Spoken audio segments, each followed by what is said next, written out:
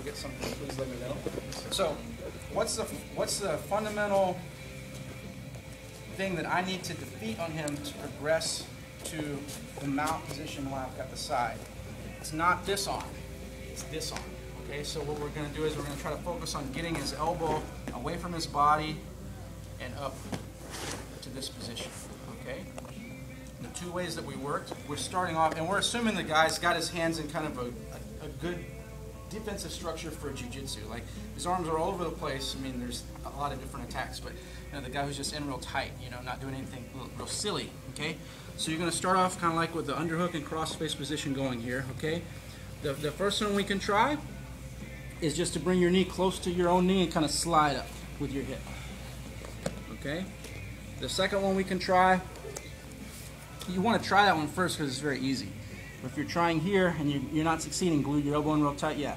So now what we're doing is we're switching to like a Keisagatame position, but we're pulling up on the shoulder and just sliding our hips directly towards his head. And then once we clear it out, we turn over. Now I'll tell you where I failed with that all the time before is I try to pull up on the elbow. And the problem is I'm still stuck like back here on his hips. Okay? So when you're going, you kind of turn your hip over, you pull up on the shoulder, and then just scoot directly north towards his head. It's very hard, and you'll feel it, it's hard to stop. In any case, once you get the elbow out of the way, your knee is going to come in, and then you're going to let go of the cross face and turn over and just control the far shoulder. Your leg position is just a matter of preference and comfort. It can be here, but the main idea is like you don't want to release this like squeeze that you've got going on his head. Like your elbow is like pulling back on his head. You're like squashing his head with your elbow and knee. Okay.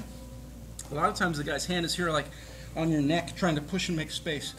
So this is going to feel really tight. Okay. What you're going to do is just hug and you pinch your chin to your chest, and then the next step is just touch your forehead to the mat, and then you test until you get your arm out.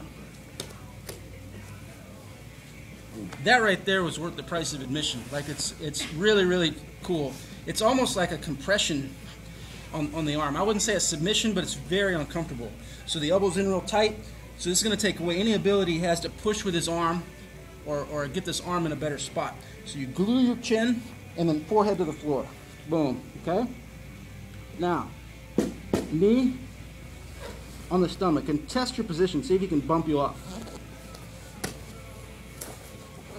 Okay.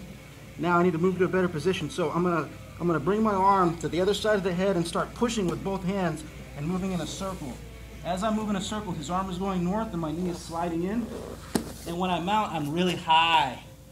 I'm not mounting down here like this. Okay. So let's look at all those steps again. So he's in with his elbows. We start off kind of cross-faced, and we're just gonna get the knee and move that arm out of the way. As soon as I get that elbow out, I'm switching my grip to the far side and squeezing. Now I'm just like hugging his arm, tucking my chin and putting my head on the mat. And you want to test the position here and see like if he can move at any point. Okay? Knee comes over. Okay? Hand to the other side, push up, and start moving your body in a circle. Bring this arm with you as you do it. And dropping your foot into the hole right here. Okay? I know what it looks like. What's the big deal? I don't know. What do you think? Well, all the other mounts require some amount of like muscle to, you know, or timing or speed or something like that. And most of the mounts require more of a struggle, whereas this is just 100% body weight against the weakest parts of his body. The revelation for me is what we did is we compared it to my style of sneaky mount, which involves staying in the cross face the whole time. And what we'll find is that my way of doing it wasn't doing anything to prevent him from turning to his left side and making a smaller landing strip for my knee.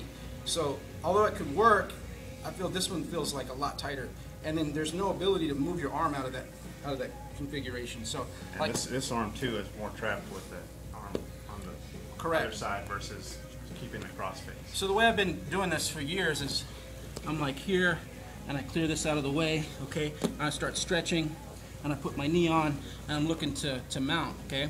But because I don't have anything blocking this side of his body, he can turn to his left and that creates a smaller landing strip for my knee, you see? So, and if he's smart, he'll grab my belt here, and then there's no way for me to stretch his arm out, okay? So there's other stuff that you can move to, but if my goal is to mount, you know, he took away my plan, okay? So the big difference here is this and this. That makes the whole change in the position. Knee over, now try to block it.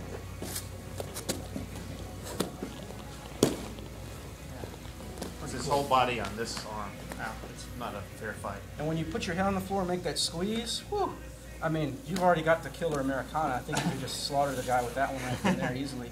Not that you need any improvement with it or anything. But it's another